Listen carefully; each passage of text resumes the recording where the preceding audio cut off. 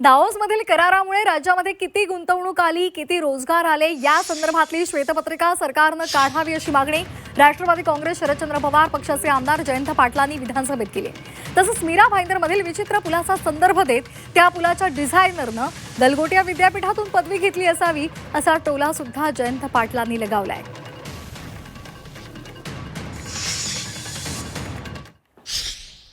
दाओसमधील करारामुळे माझी खात्री आहे 50,000 पण रोजगार तयार झाले नाही। माझी मुख्यमंत्र्यांना उद्योग मंत्र्यांना विनंती आहे की एक व्हाईट पेपर करावा, झाले असेल तर आपलं ऑब्जेक्शन नाही, पण एकदा खरं काय महाराष्ट्रात चित्र आहे तेच कळावं।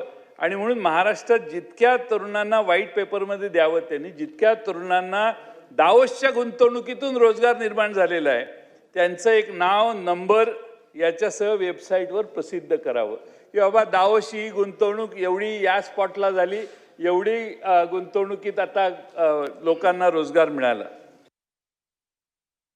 आता ते मीरा भाईंदरच्या पुलाचा अभिभाषणात सगळे पुलांचे उल्लेख झाले, पण मीरा भाईंदरच्या पुलाचा उल्लेख व्हायला पाहिजे होता। पुलाची नोंद, ती डिझाईन एकदा जाऊन बघा तुम्ही।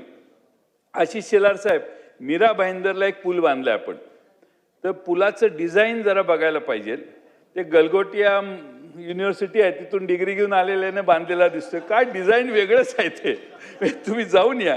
हा एकटा नाही आहे, तसं नागपूरला एक आहे महामार्गाचा पूल आणि तो जातो आहे एका घराच्या बाल्कनीमधून, महामार्गाचा पूल नागपूरमध्ये, आणि ते देवेंद्रजी कसं सहन करतात हेच मला कळत नाही।